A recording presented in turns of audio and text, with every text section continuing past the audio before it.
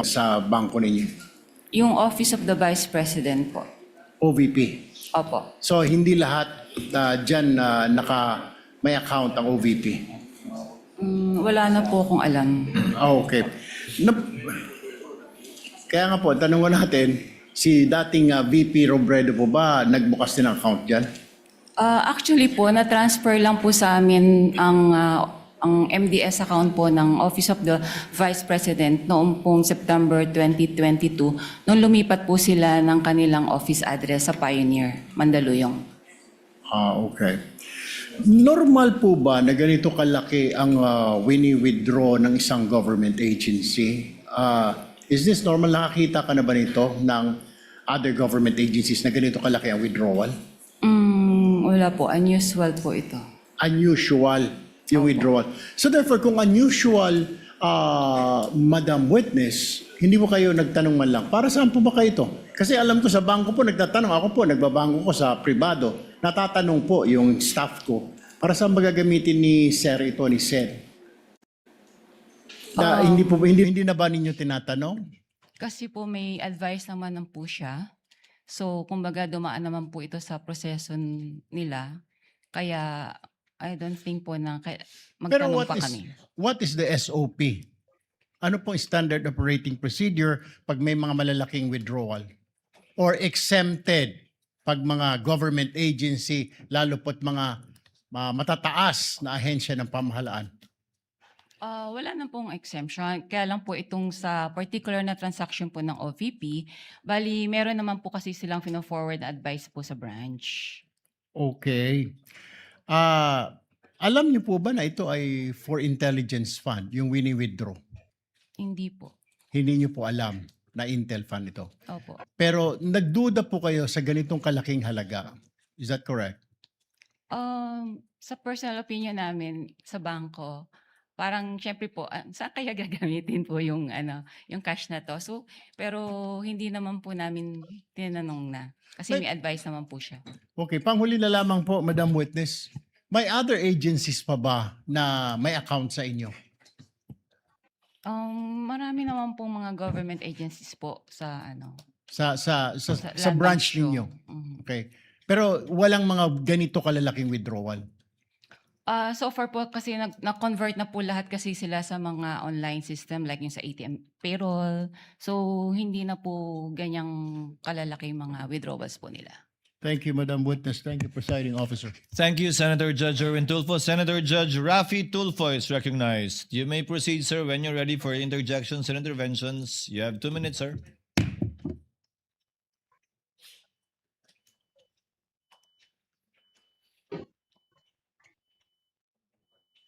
Madam Witness, magandang umaga po. Magandang umaga rin po. Hindi masyado klaro sa amin yung sinabi mong mga bag ang pinaglagyan nitong 125 million. Anong klaseng bag muli? Sa pagkakaalala ko po, ito po isang malaking, mahabang bag na Mahaba. parang dinescribe ko nga po as Duffel like bag? Gym bag? gym bag po. Iba po kasi Gym yung bag. duffel bag sa bangko. So gym bag ano kalaking? Isang Mahaba lipa? Okay. Ayon sa BSP, ang 1 million approximately 1 kilo. So that's 125 million. So si Gina lamang ang nagbitbit ng 125 kilos palabas ng bangko?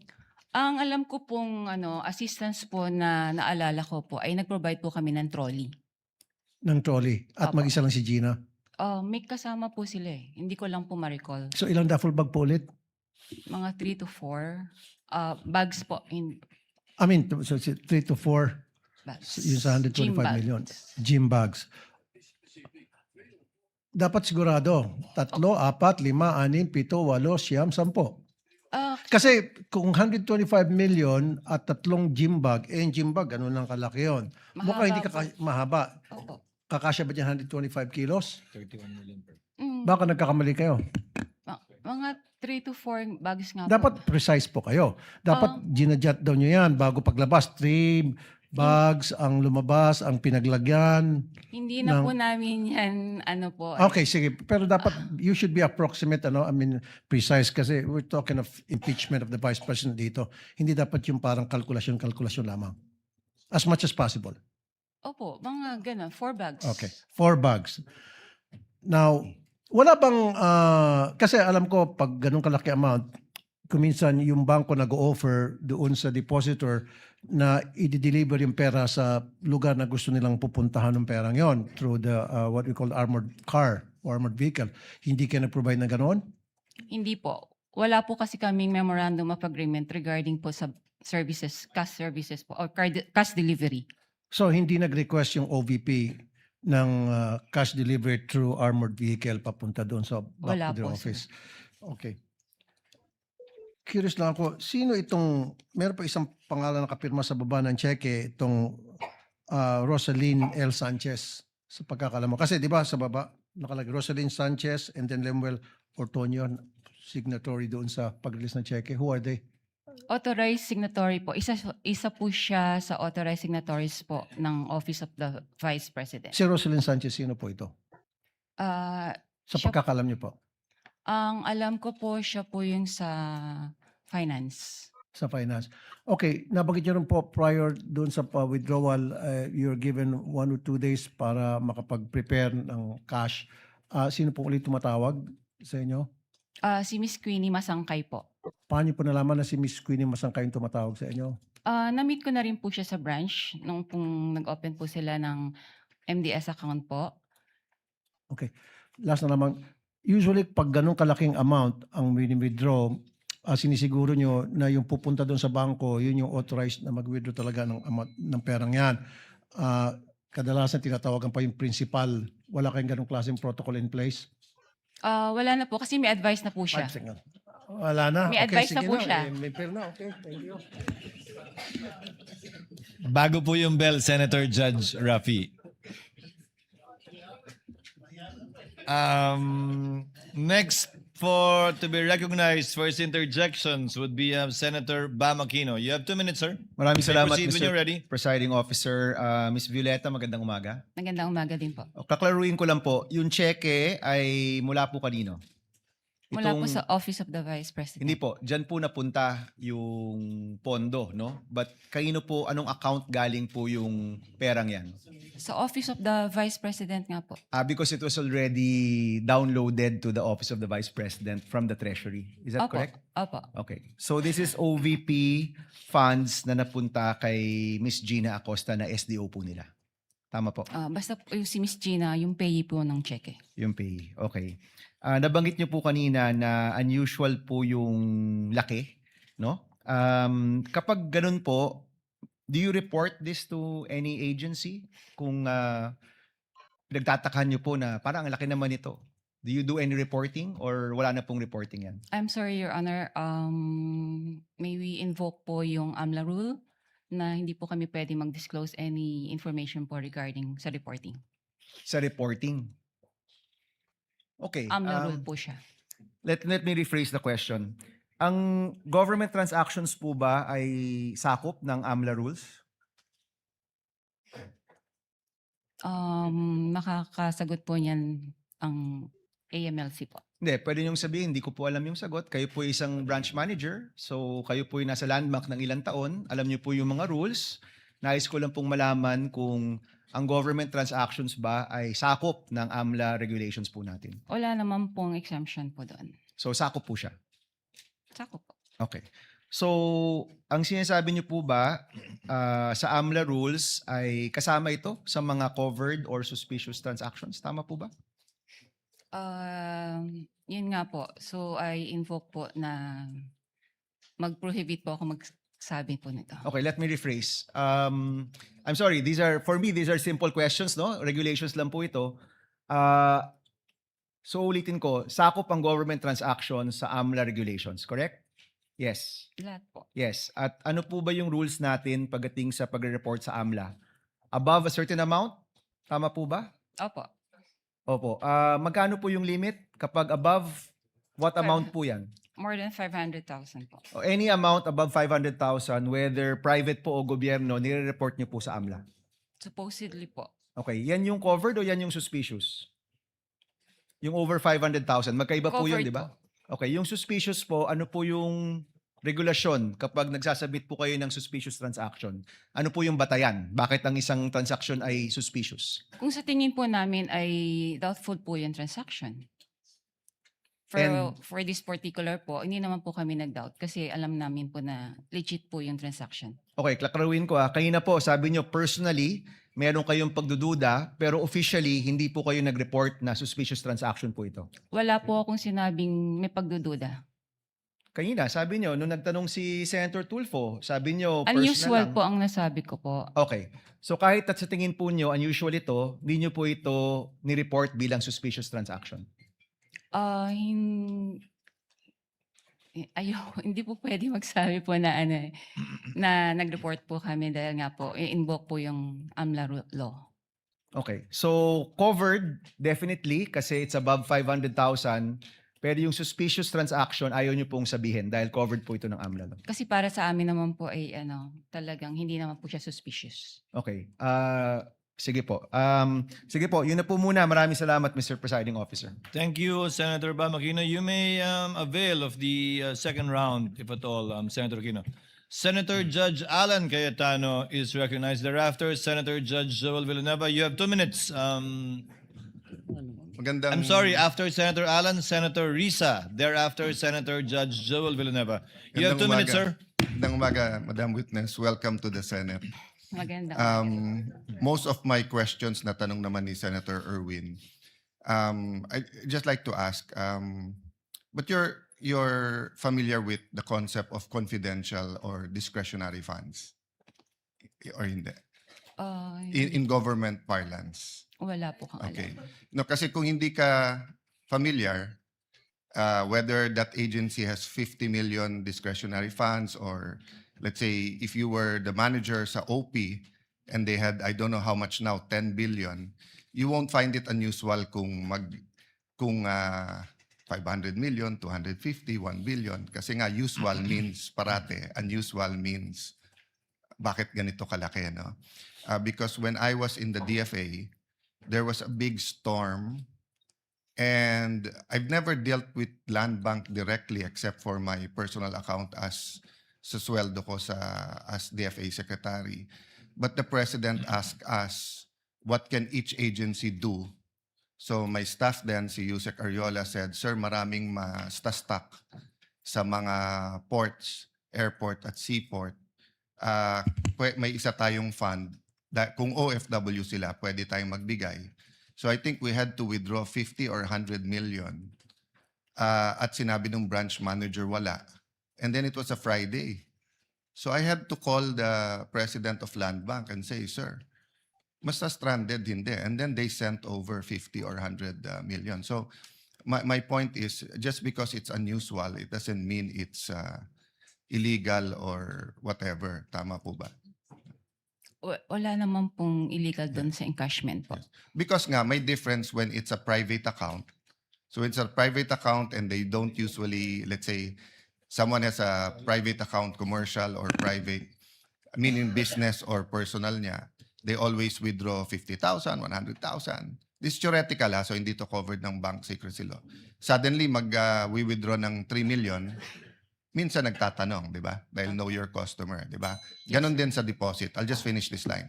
Ganon din sa deposit, di ba? So, kung sweldo ko 30,000, every time nagde-deposit ako 30,000, biglang magde-deposit ako 2 million, tatanungin ako, Sir, saan galing to?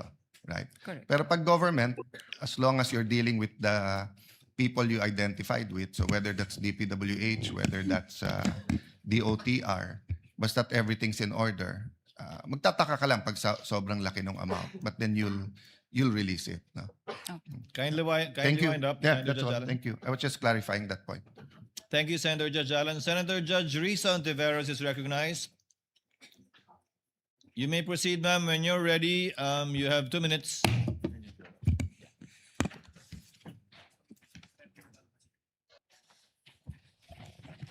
Salamat po, Mr. Presiding Officer. Madam Witness, yung 32 years nyo po na sinabi sa banking industry, yun po ba lahat ay sa Land Bank lamang? Opo. Okay. And then, sabi nyo po, unusual. Unusual yung withdrawals na ito. Sa 32 years nyo po sa banking industry, sa Land Bank, nakakita na po ba kayo ng ganyang kalaking amount na withdrawal ever before? First time po. First time. Okay. Ah, sabi nyo nga kanina, unusual yung amount. First time may ganyang amount na 125 million pesos. Bakit nyo sinabing unusual? Ano yung floor nyo para sabihing unusual yung isang amount? Usually po kasi kaya naging unusual para sa akin kasi cash po siyang kinukuha. Mhm. Sa other, ano naman po is, kumbaga nag-issue po sila ng mga cheque sa, yung disbursement po nila. By checks po, hindi po cash. Okay. So hindi lang yung laki nung halaga na 125 million ang unusual din na yung ganyang unusual amount ay sa cash kinuha at hindi sa mga cheque. Opo. Okay. And yung 125 million, yun ba yung minimum na pag kinuha in cash, sasabihin nyo unusual? Or meron bang lowest amount na kapag kinuha in cash, sasabihin nyo na rin unusual? Pwede naman po naming sabihin na unusual. Let's say kung over, let's say 500,000 na po siya. Over 500,000. Kasi yun, Kung over 500,000 kinuha in cash, sasabihin nyo unusual. for that particular, let's say po yung kliyente, yung Yes. mga ganun po. Opo. For the particular client. Ito, hindi lang 500,000, 125 million.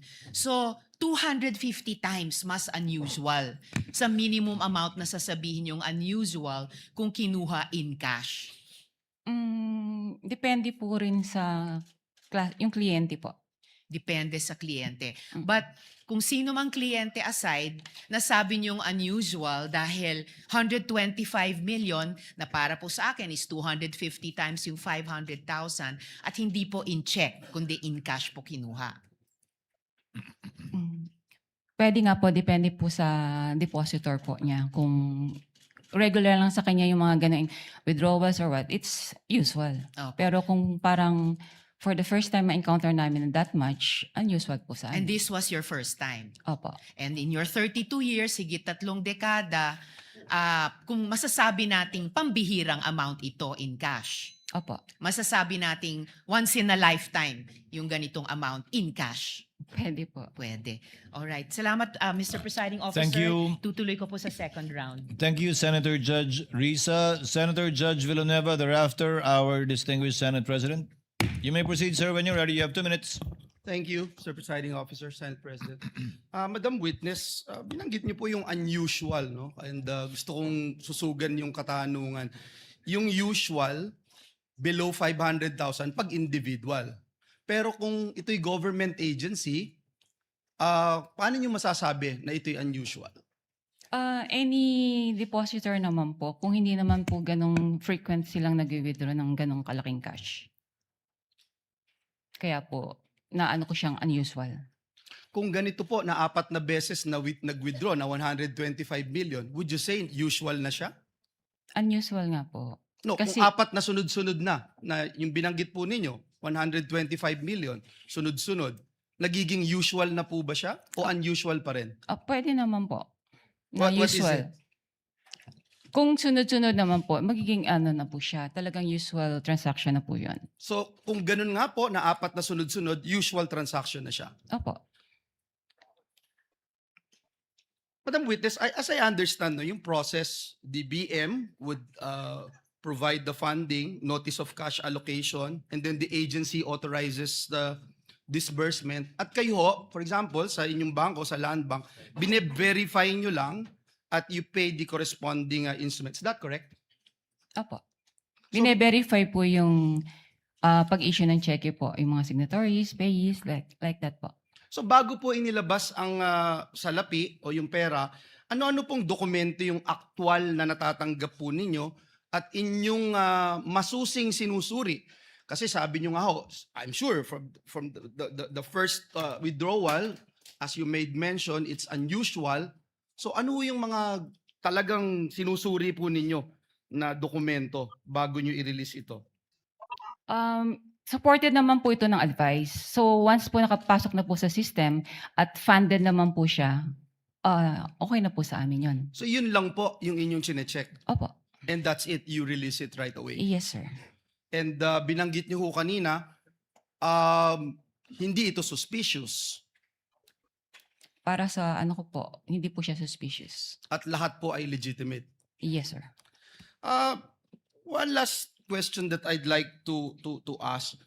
With this amount of money that will be withdrawn by the payee, ano ho yung mga advance arrangements? Kasi hindi, sabi nyo nga ho, hindi usual, yung biglaan, no? 125 million.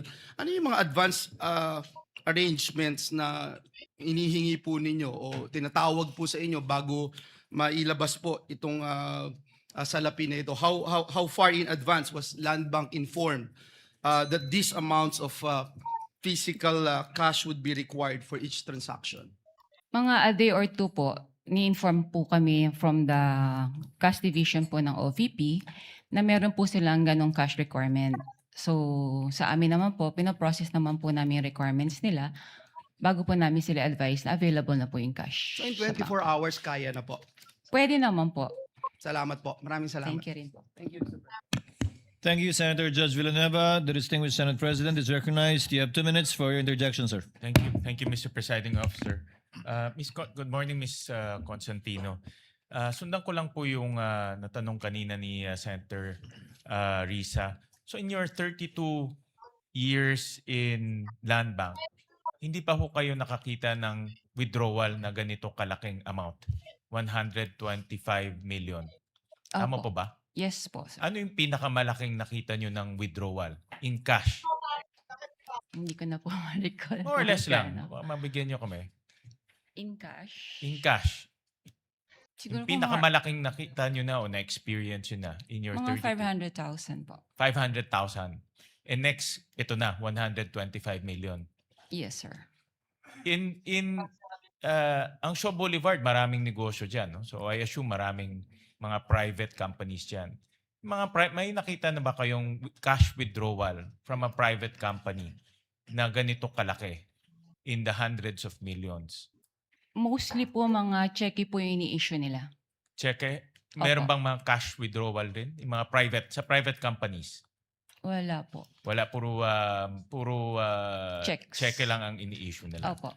And then, nabanggit nyo kanina na 4 na beses pumunta sila Miss Acosta at si Mr. Ortonio sa inyo. Opo. Tama po ba? 4 na beses? Yes, sir. Nung nagwi-withdraw sila, meron ba kayong any casual talk kung saan gagamitin itong mga perang ito? Kasi sabi nyo nga kanina, unusual, ngayon lang kayo nakakita. Hindi ba nagkaroon kayo ng konting parang casual talk sa pangatlo o pang-4 na pagkita ninyo kung saan gagamitin tong perang to? Hindi ko na po ma-recall, Your Honor.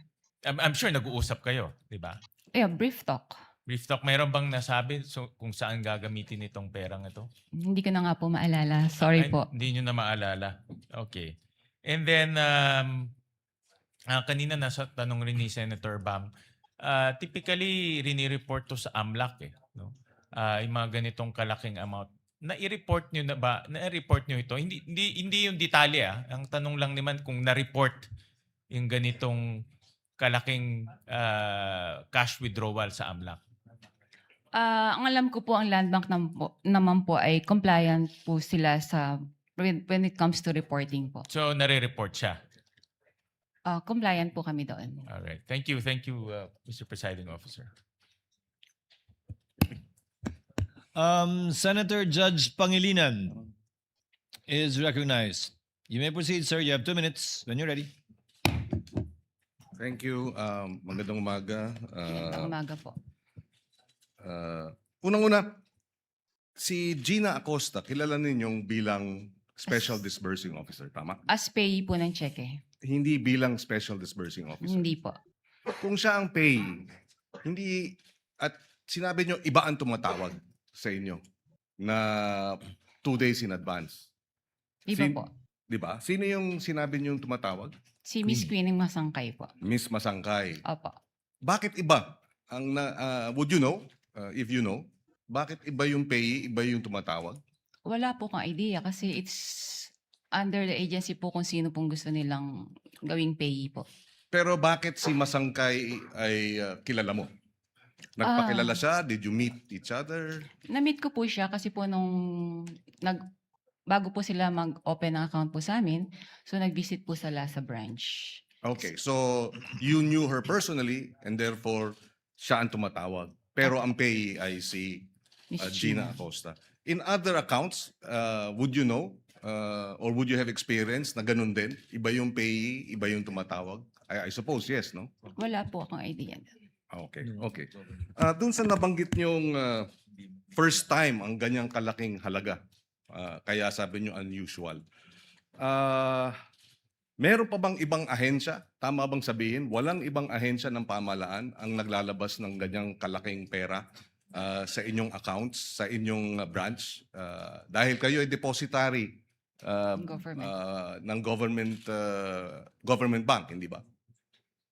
Wala na po akong ma-recall kasi nga po kagaya ng sabi ko kanina, lahat po ay na-convert na po sila sa mga online transactions. And most government agencies would use checks Checks or online transactions po. or online transactions. Okay. So, and sinabi nyo, ang average na cash transactions sa inyong withdrawals, apart from yung 125 million na cash, yung average is about 500,000. Tama? Yung average amount ng cash. Pwede po or lower than that. Kung cash po. Yes, yes. So, malaki yung agwat, no? Opo. And that's why you say it's unusual. Yes, sir. Okay.